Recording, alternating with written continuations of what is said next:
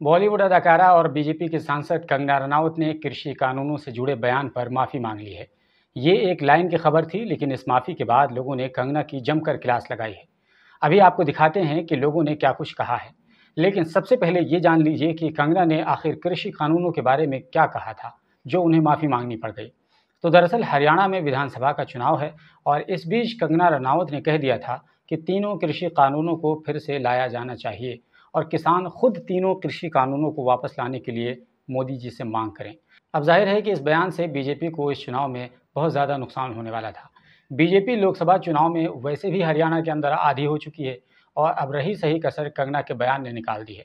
तो जैसे ही कंगना रनावत का बयान सामने आया तो मानो बीजेपी के खेमे में भूचाल सा आ गया और बीजेपी के लोग कंगना के उस बयान से खुद को दूर करने लगे और विपक्ष को बैठे बिठाए एक मुद्दा मिल गया था।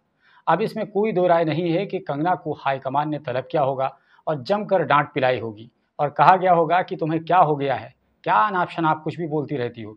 तुमने सिर्फ इतना सा बयान देकर हरियाणा के चुनाव में बीजेपी के लिए कितनी मुसीबतें बढ़ा दी हैं, क्या तुम्हें इस बात का कोई एहसास है? उसके बाद कंगना से कहा गया होगा कि चलो जाओ, ठीक है, जा करके माफ़ी मांगो और कह दो कि मुझसे गलती हो गई है, मुझे माफ़ कर दो, मैंने जो कहा था उससे मैं रुजू करती हूँ, इस तरह का जा करके बयान दो।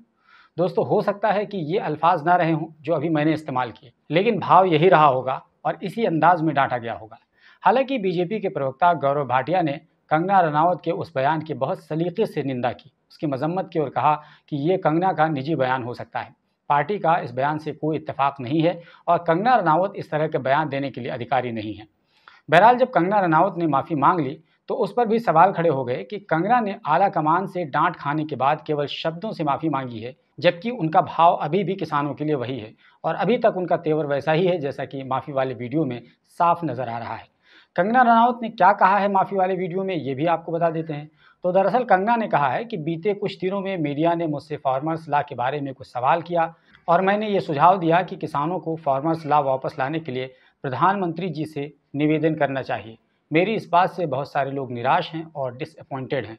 जब फार्मर्स लॉज प्रोड्यूस हुए थे तो हम जैसे बहुत सारे लोगों ने उनका समर्थन किया था, लेकिन बड़ी ही संवेदनशीलता से और सहानुभूति से हमारे माननीय प्रधानमंत्री जी ने वो लॉज वापस ले लिए थे और ये हम सब कार्यकर्ताओं का कर्तव्य बनता है कि हम उनके शब्दों की गरिमा रखें। मुझे अब ये बात भी ध्यान रखनी होगी कि मैं अब एक कलाकार नहीं बल्कि भारतीय जनता पार्टी के कार्यकर्ता हूँ और मेरे ओपिनियन अपने नहीं होना चाहिए, वो पार्टी का स्टैंड होना चाहिए। तो अगर मैंने अपने शब्दों से और अपनी सोच से किसी को डिसअपॉइंट किया है तो मुझे खेद रहेगा, मैं अपने शब्द वापस लेती हूँ। ये हूबहू कंगना के शब्द थे जो हमने आपको बताया। अब आइए देखते हैं कि कंगना के इस माफ़ी पर लोगों ने क्या कुछ कहा है। तो एक एक्स यूज़र ने लिखा कि रात को कुछ और बोलती हो और पार्टी से डांट पड़ती है तो कुछ और बोलती हो। एक स्टैंड रख ले बहन, बुरा हाल हो गया है तुम्हारा राजनीति में आकर।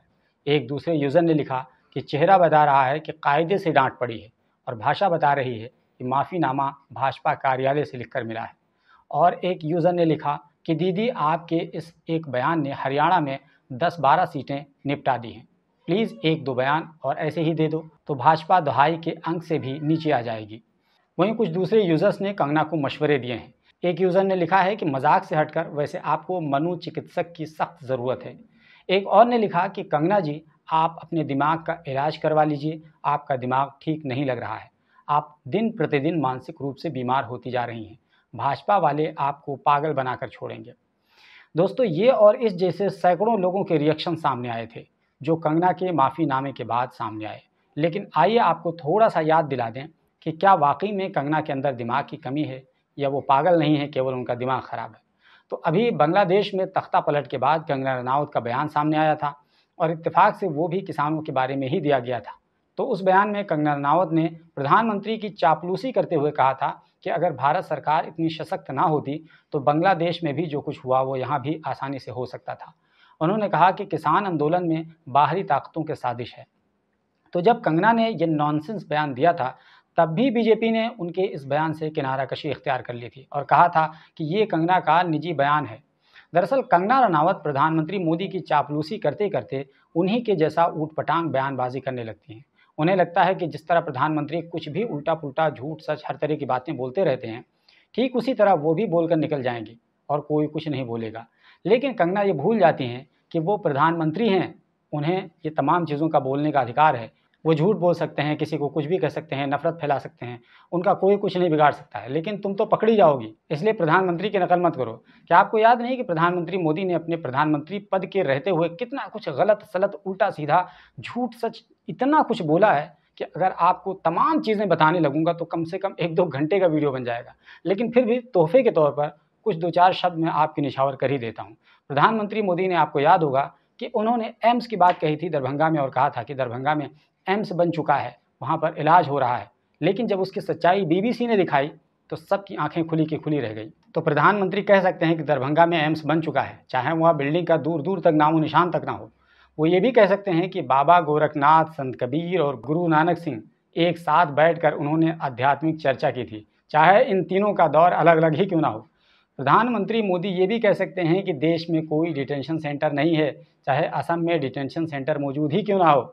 मोदी जी ये भी कह सकते हैं कि चीन की फ़ौज हमारे ज़मीन पर नहीं घुसी हुई है, चाहे चीन हमारे इलाके में कब्ज़ा करके बैठा ही क्यों ना हो। और ख़ुद इसके बारे में तत्कालीन रक्षा मंत्री राजनाथ सिंह बयान दे चुके हों कि चीन हमारी सरहद में दाखिल हो चुका है। और मोदी को ये भी अधिकार है कि वो ये कह दें कि किसानों की आमदनी दोगुनी हो चुकी है, चाहे उनके सामने छत्तीसगढ़ की चंद्रमणि कौशिक नाम की एक महिला को सिखा पढ़ा कर कैमरे के सामने लाया गया हो और मोदी जी की वाहवाही में आय दोगुनी होने की बात कही गई हो। मोदी जी को ये भी अधिकार है कि वो ये भी कह दें कि उन्होंने बांग्लादेश की आज़ादी में हिस्सा लिया था, जबकि वो 35 साल के भिक्षा मांगो यात्रा पर निकले हुए थे। ये भी अधिकार प्रधानमंत्री को है कि वो अपनी महानता दिखाने के लिए कह दें कि उन्होंने मगरमच्छ के बच्चे को पकड़ लिया था और उसको लेकर आ गए थे। चाहे मगरमच्छ के बच्चे को पकड़ना तो दूर की बात, मगरमच्छ वाले तालाब के पास जाना जान को जोखिम में डालने जैसा होगा। लेकिन प्रधानमंत्री ने कह दिया तो ये कह दिया, उनकी बात हर बात सही होती है। मतलब कहने का ये है कि ये सभी उल्टी-पुल्टी बातें, ये सब कहने का अधिकार केवल प्रधानमंत्री को है। बाकी अगर कोई इस तरह की बात अनाप-शनाप इस तरह का ट्राई करेगा और फिर ये सोचेगा कि उनके भी अंधभक्त पैदा हो जाएँगे और उन्हें भी सपोर्ट करने लगेंगे, तो ये नहीं हो सकता है, ये खामख़याली है।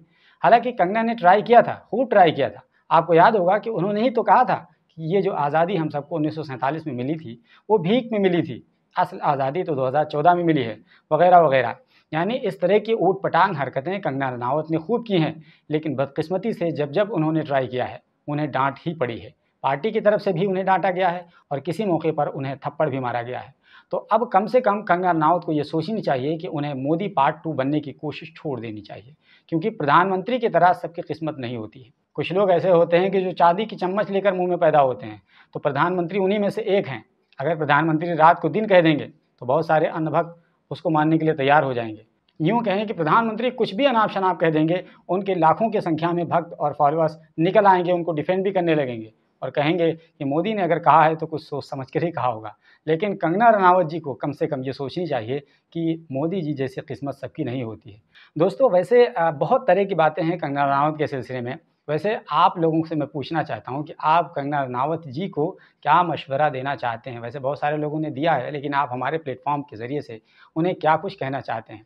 हो सकता है कि कंगना जी किसी एक बात पर वो अमल कर लें और उनकी किस्मत सुधर जाए। बहरहाल आप ये वीडियो अगर आप यूट्यूब चैनल पर देख रहे हैं तो हमारे चैनल को सब्सक्राइब कर लीजिए और अगर फेसबुक पर देख रहे हैं तो हमारे पेज को फॉलो कर लीजिए। हमारा मकसद किसी को परेशान करना नहीं, हमारा मकसद सिर्फ इतना ही होता है कि उनकी आँख खोल दी जाए, उनका प्रज्ञाचक्षु जो है वो खुल जाए। और अगर किसी का प्रज्ञाचक्षु खुल जाएगा तो फिर वो अपनी औकात समझ जाएगा और गलतियाँ नहीं करेगा।